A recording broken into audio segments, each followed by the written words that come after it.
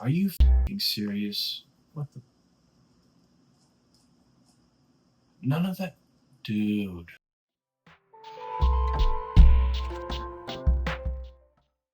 What's up, guys? So today we're going into the next law, the next chapter of human nature. This one is covering compulsive behavior, and it's all about reading the patterns of character. Robert Greene opens this chapter with a stark observation. It's that people don't just make mistakes, they repeat them again and again. Why? Because character is stronger than circumstance. What we call character is deeply ingrained patterns of behavior, Robert Greene explains, and these patterns tend to resurface under stress or opportunity. The law of compulsive behavior tells us that if you want to understand someone's future, look at the repetitions of their past. The Gen Z version would be if someone has a toxic trait, don't assume it's a one-time thing. It's kind of their whole brand, you know what I'm saying? Greene's core argument is that character is one, formed early, two, it's revealed in patterns, three, it's resistant to change, and four, it's predictive. And it's formed early as the childhood experiences etch grooves into the personality, right? You think of something traumatic that happens or something really good that happens, and self-esteem is built, competence is built, or just failure, environment, nurture versus nature. It's all formed early in our childhood. And then eventually it's revealed in patterns. A single action might be random, but repeated actions show the compulsions. Oh, no, is that a repeated action or was it compulsive? Character is resistant to change because people rarely alter their core patterns without extreme effort.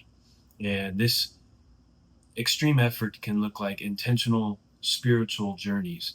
And that means learning deeper knowledge about a religion or a philosophy and then going on that path, whatever it looks like. Maybe letting go of materialistic things or therapy or both. You know, therapy helps a lot of people. And I know a lot of people might think therapy isn't really for them because I have to be extremely vulnerable with this person I don't even know. Well, I'll tell you what, ask ask somebody, look into therapy, and I guarantee you that a professional therapist is a professional because under law they can't share your information and they're not trying to tell you what to do, but they're extremely educated to the point to where it will break down that resistant wall that you understand because they see that you took the step to try and change this character because you've been trying to change it on your own, but even your own ego is resistant to you trying to change it. So look into it maybe. And then moving into the next core argument for Greene's character is that character is predictive. And once you've seen the pattern, you can forecast behavior better than by trusting words or appearances. People might make promises and this and that, but then you've seen that they have ditched you or have walked out on plans that you've made over and over and over again. So you just stop wasting your breath, stop wasting your time, and they're not your friends. Or, you know, they can be your work friends or they're your friends. You just stop asking them to hang out and you let nature run its course. In short, just trust patterns, not promises. Greene identifies some signs of compulsive behavior, and there's, again, four of them. There's the control freak, the drama magnet, the approval addict, and the saboteur. The control freak seeks dominance in everything, right? Maybe they have OCD. I know I was like this for quite a long time, and I still feel the rise in my OCD, if you will, right? The dominance aspect, because I might see something and I'm like, well, I know it's going to work for me this way. So I have to insert my dominance and say, hey, this is how it's going to work. But maybe there's a lot of different ways that it works. And I should just step back, ask myself, why do I need to have dominance? Let me watch what happens when nothing happens, when I don't do anything. and let me put the intention out there that it's going to get figured out with or without me. And the next one is drama magnet. Drama magnets thrive on conflict, even in calm environments. And it goes into the fact that they just have to get a rise out of people. And that is the depth of the dominance aspect, right? The control freak, because they're having the drama magnet is having control over a situation that has drama in it. That's why they're thriving, even if it's a calm environment. And it leads to the approval addict, compulsively bends to others' expectations. And it's it's so much so to the you're having a conversation with someone and all of a sudden they're like, oh yeah, you're right. I totally agree with you. When the whole conversation started out between you two just having a friendly conversation about why you might disagree with something. But what's happening inside them is that they want the approval from you because when they were a kid, maybe they didn't get that approval. And this was me for a long time. I was just a people pleaser, but it wasn't healthy. And I had to learn how to stand my ground, how to have a spine, and how to have a pair of balls, if you will. And it just turned into something like, oh, I can have my own perspective on life and not need their approval. But if they're my friends, then they're approving of me as a friend. So that's enough.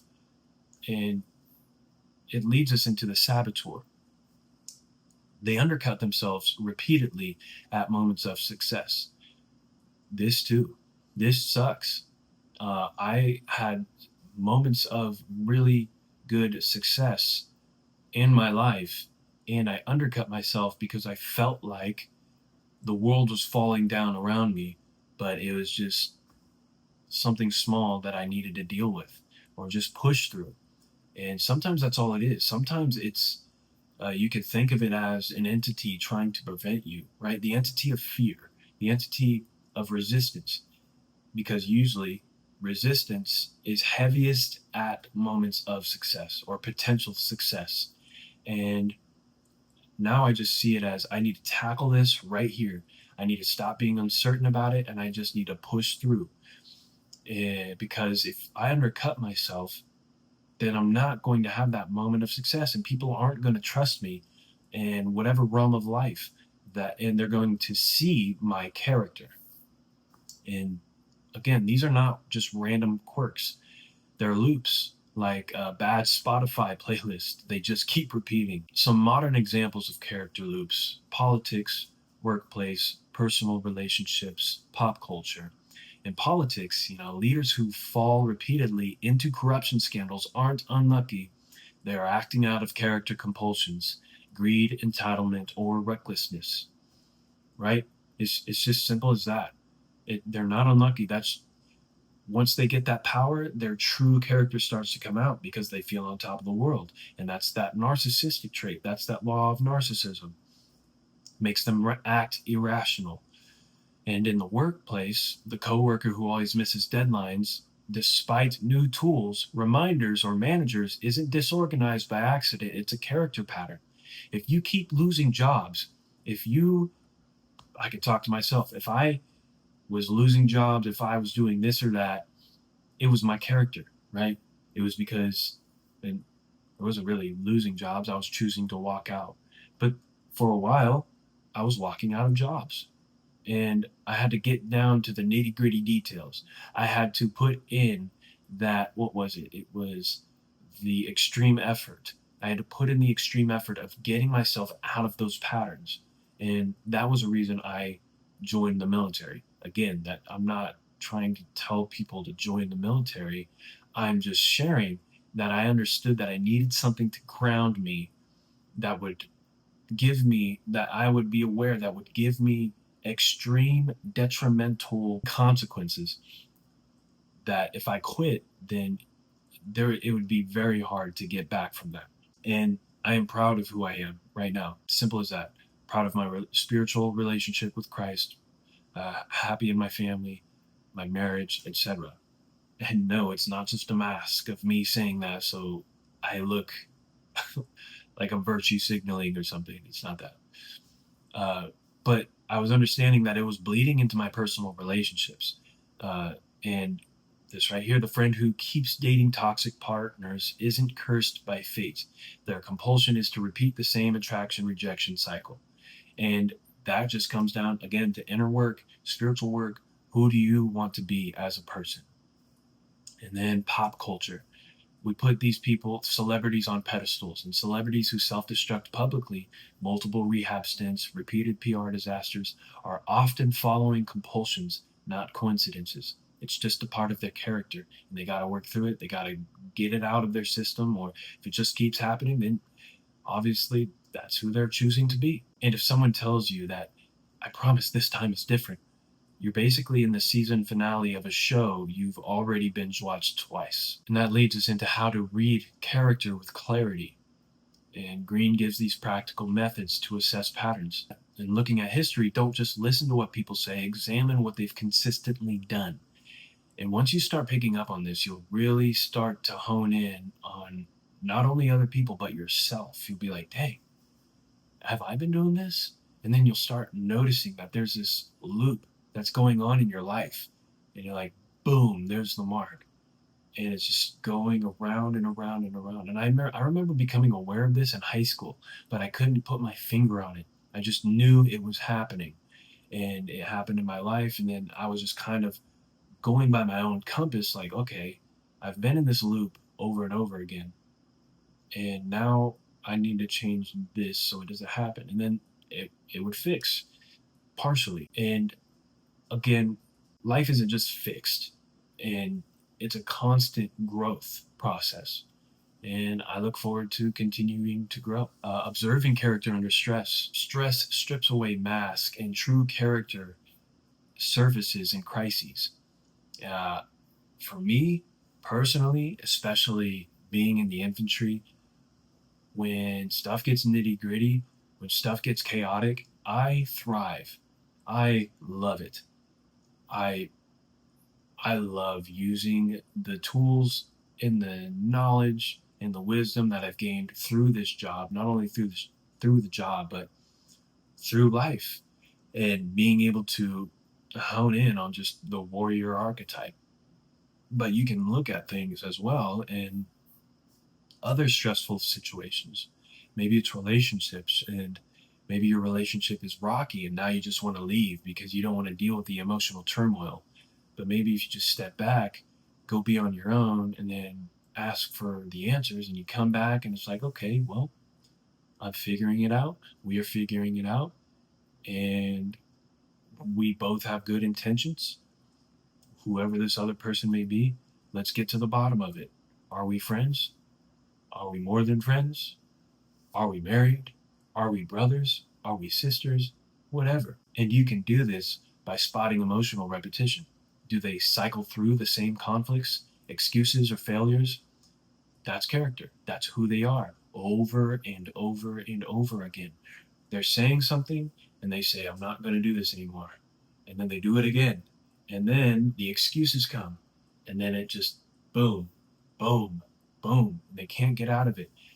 That's the extreme effort part. You have to be aware. Awareness is the number one key to the first step. And it might take 1,000 steps, but guess what? You can't get to 1,000 if you don't take the first step. And that leads us into separating skill from character. Someone can be talented, but unreliable. And Greene emphasizes this. Skills fade, but character endures, right? What is their character in the end? They might be helping out, doing this and that. How are they in the long run? Pay attention. Pay attention to yourself. I pay attention to myself all the time. And I'm lucky to have people in my life who keep me accountable when I start falling off the rails. And that makes me realize, well, I don't want to be this character that they say I am becoming. So I'm going to come back, be centered, do some meditation, pray, journal, and that's it.